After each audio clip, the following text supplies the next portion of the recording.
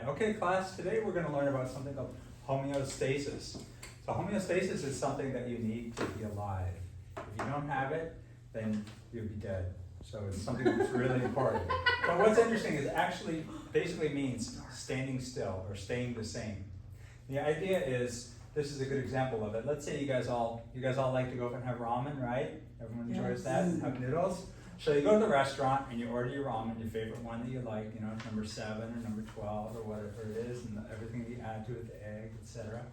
And they bring it to you, and you know, it sat out too long, they didn't bring it right away, and it's cold, right? That's awful, that's no good.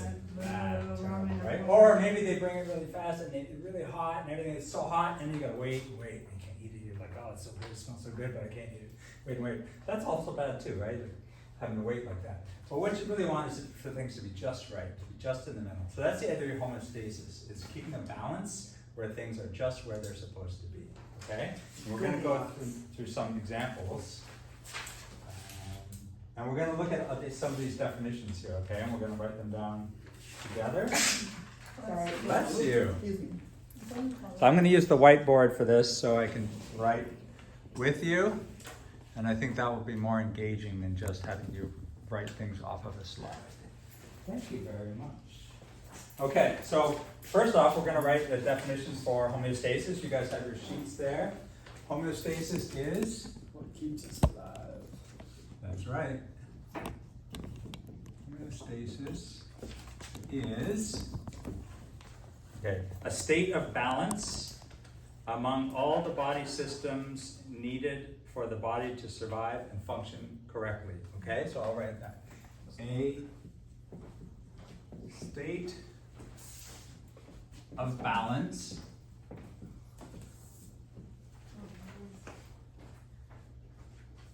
among all the body systems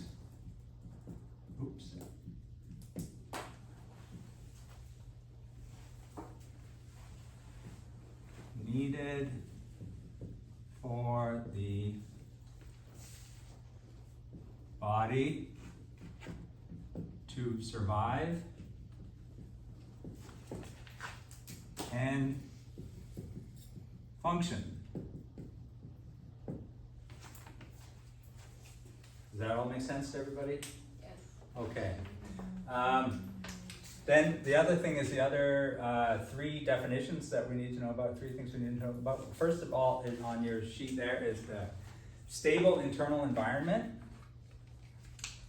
So I think I'll use the slide for there because my writing is so slow. If you guys could write these down off of the sheets here. So stable internal environment, what does that mean? So the primary goal of homeostasis is to keep the body's internal conditions constant even when the outside world is changing. Sort of like that subordinate clause thing. Yeah, so the body has ways of keeping things as stable, and we'll start to understand that. One key point is a set point. So for many of the variables that we maintain homeostasis, like a good example is keeping your body temperature the same, we have a target set point, right, the 98.6 degrees that the body strives to maintain. So we like to be in there. We get too hot, we overheat, that's a problem. If we get too cold, we start to shiver, that's also a problem.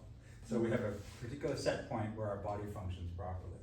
But isn't shivering supposed to warm us up? That's what it does, exactly. That's an example of homeostasis. So your body trying to maintain homeostasis. We get cold, we shiver so that we try to warm our bodies up. And we do that without even thinking about it. And one of the important ways that the body maintains homeostasis is something called feedback or feedback loops. And the way that works is that when conditions deviate from the set point, your body gets too low, temperature gets too low, body temperature gets too high, our body will use a feedback mechanism to correct that imbalance, okay? And we'll do some examples to try to help you understand how that works. All right, I'm gonna go back to the whiteboard, and we're gonna go through some examples of homeostasis so you understand how it works and how negative feedback works. Okay, so you guys have on the bottom of your sheet there, you have several boxes, right? I want you to take some colors and color each one a different color. So I have a whole bunch of colors for you guys to share. So either highlight or circle each of those words that's in those boxes, so you can follow along. Where did our marker go? Or eraser.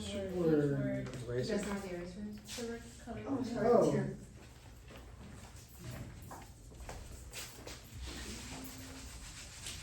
Oh boy. Yeah, just use a different kind of wall.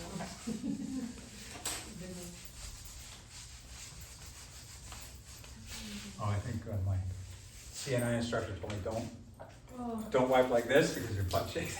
That's crazy! Oh my god. I have not Just heard get to that speak one it. before. I've never heard that. That's crazy. Okay, I think this is something I should have had these boxes made before on the board. What I've been trying to use is actually a pen tablet and writing on the monitor. Oh, cool. It's too complicated. Okay, so we have boxes, right? Just like you have in your worksheet. 1 minute? Less like. Oh, okay. All right, so then we go to each of, this is the different parts. There's 5 different parts required feedback, right? A stimulus, and then sensor, control, and effector.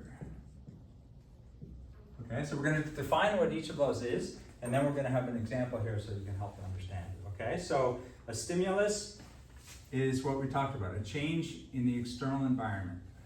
So you can write that in the box there, a change in the external But environment. is that part of us or is that outside? Yeah, external means outside of Okay, us, before us. like around us. Okay, so an example of that, let's see the thermostat in your house. You guys all have heat and air conditioning in your house to maintain the right temperature in your house. So the example would be home heating, okay? Home heating. The stimulus would be, let's say winter comes, right, and the temperature drops. That would be the example of the stimulus. And then the next step is the sensor. The sensor is what detects the change. So the key word there is detects.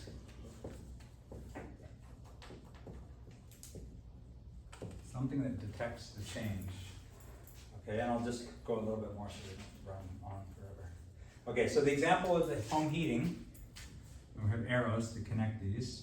We have the stimulus, and then the sensor in the example of the home heating would be the thermostat, right? The thermostat has a thermometer in there that measures the room temperature of the room, okay? The thermostat detects the temperature, okay? Should I just stop there? No, keep going. Okay, all right. And the next step after the sensor is the control. And the control you can think of as, it's like the brain. It gets the information and it decides what to do.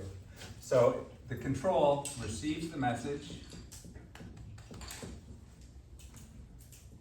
the information from the sensor, and it decides what to do.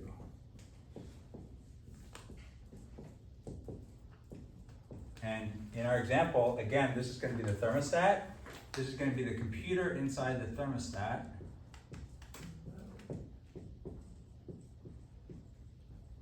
Which compares the temperature that the room is at with the set temperature, what the temperature is supposed to be, what the people in the house set the temperature for, okay? And then finally, when the controller makes a decision about what to do, it sends the message to the effector, and the effector is what makes the change, okay? So the effector creates the response.